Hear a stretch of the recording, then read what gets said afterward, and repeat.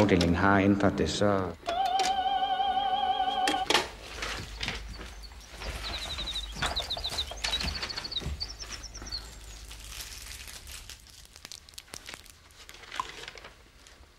Jørgen har ringet til hospitalet. Du kan komme ind på tirsdag. Kys mor. I aften går vi ud og spiser, bagefter i biografen.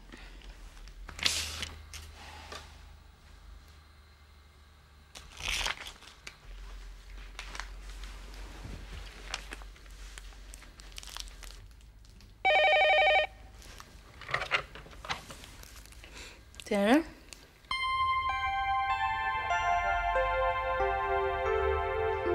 Jamen, du kan jo heller ikke gøre andet. Nej, men jeg har bare fået så meget at tænke på, som jeg aldrig har tænkt på før. Det er Michael, der fylder dig med alle hans smarte idéer. Hvis jeg nu gerne vil have det barn. Jamen, helt ærligt. Synes du, vores samfund er værd at sætte børn i? Når de bliver født, så kommer de jo i vuggestuer og videre til børnehaver og fritidshjem. De voksne gider jo ikke engang tage sig af dem. Og hvad med alle gadebørnene? Så er det da bedre slet ikke at blive født. Hvem siger, det her bliver et gadebarn? Hvad med gymnasiet? Og vores tur til Brasilien næste år? Jamen, det er også det. Det er slet ikke til at overskue. Ja, det ender det jo nok med. Det er bare ikke særlig sjovt. Ja. Okay, hej.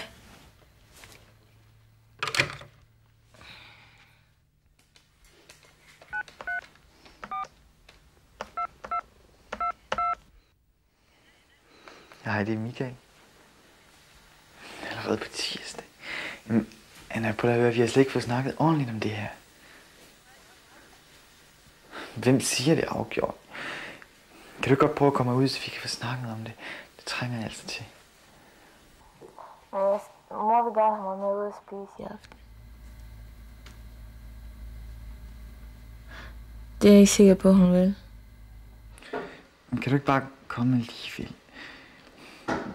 Hvis du tager den bus, der går om 20 minutter, så henter jeg dig nede ved busstoppestedet. Og så gør vi bare det, vi ringer til din mor, når hun kommer hjem fra arbejde. Ved vi? Okay, Michael. Ja, så ses vi. Hej.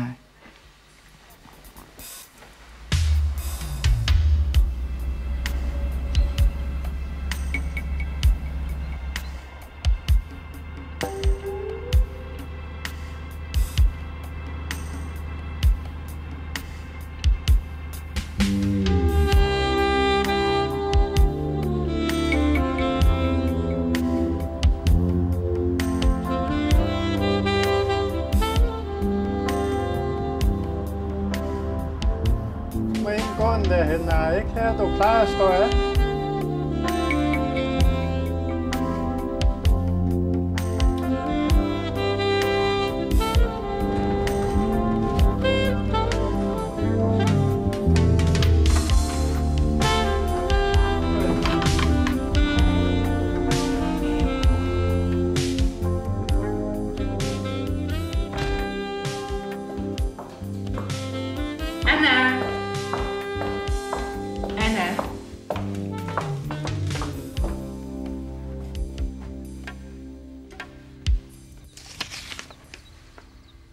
Hej mor, jeg er taget ud til Michael for at snakke om det her. Han siger, du skal komme og spise.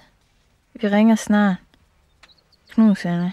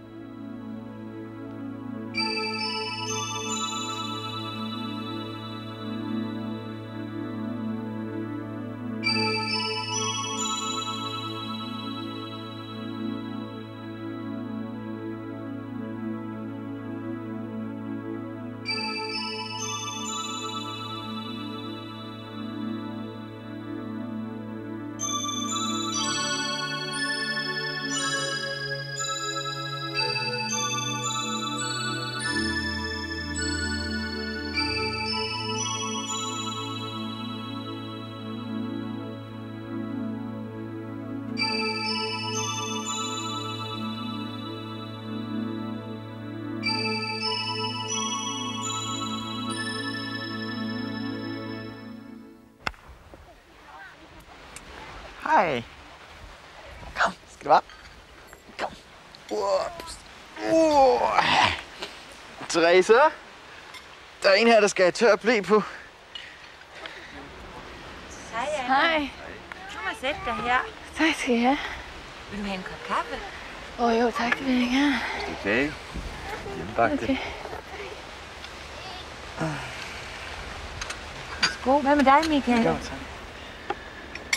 Det er jo allerede på tirsdag, Anna, hun skal ind. Er du nu sikker på, at du gør det rigtige, Anna? Men der er jo ikke andre muligheder. Det synes mor heller ikke. Anna, jeg kan da godt forstå din mor. Du er kun 17 år, og hun er ikke indstillet på, at du skal have det barn. Men abort behøver jo ikke at være den eneste løsning. Men jeg kan ikke forsvare til et barn i verden lige nu. Jamen Anna, det handler også om andre end dig, ikke? Jamen prøv at se folk ud i verden. Der er jo krig og elendighed. Mennesker der er jo nok af. Hvad skulle barn mere hjælp? Jeg hører noget her, lille skat. Hver gang et barn bliver født, så er det jo et håb om en bedre verden, ikke?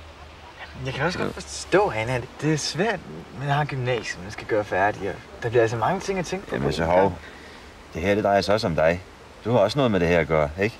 Jo, hvorfor siger du det? Tror du ikke, jeg har tænkt på det?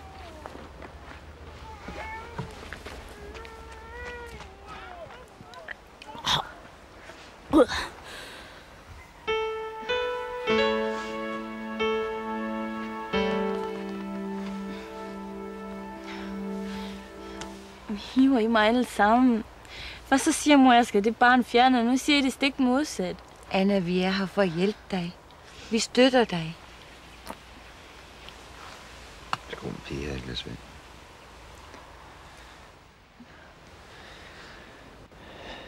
Anna, hvis du gerne vil have det barn, så vil vi selvfølgelig hjælpe dig og støtte dig. Det er klart. Ja, den studentereksamen, den skal du som nok få. Ja. Det er jo før set, at en gymnasieelev bliver gravid, og alligevel får den hue. Du er en klog pige, Anna. Du kan sagtens tage et års orlov og på igen. Det er jo ikke noget problem. Nej, og det er jo ingen katastrofe. Du skal se, Anna, måske er det her det største, der sker for dig i dit liv. I kan bo her hos os. Min lejligheden, den står tom derude. Men den kan vi hurtigt sætte i stand. Ikke også, Michael? Selvfølgelig. Så kan I være her. Mener jeg virkelig, at du kunne bo her? Selvfølgelig. Jamen, vi er mange, der kan passe det barn. Det er jo ikke noget problem. Men hvad med mor? Hun vil jo gerne have, at I venter. Men alt det snakker vi med din mor om, når hun kommer herud. Men din mor, hun vil også forstå det, når vi fortæller hende det. Og det handler jo om dig, Anna. Det handler om dig, Michael. Og det handler om jeres barn. Psykiske problemer er det.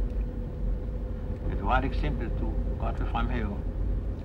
Ja, jeg har lige læst en bog, som er skrevet af en pige, som fik foretaget abort. Og hun havde jo været vældig glad for, at der var fri abort. Og så benytter hun sig jo af lejligheden en gang. Men det, hun skriver i bogen, det er for eksempel, at jeg har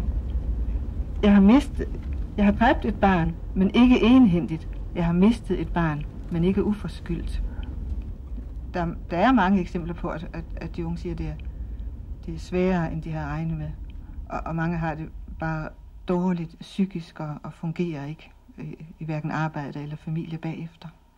Men det er også et etisk spørgsmål for os alle sammen, om at være med til at værne om den svage. Det kan så være både moren og barnet, ligesom andre svage i samfundet. De syge og handicappede og de gamle. Så det er mere en livsholdning end...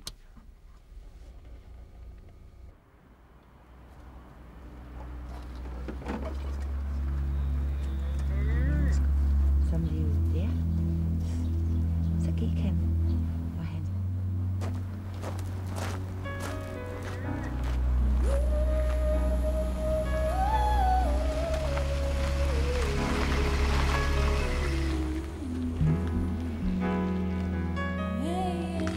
Dag, Michael. Dag. Dybt i dig selv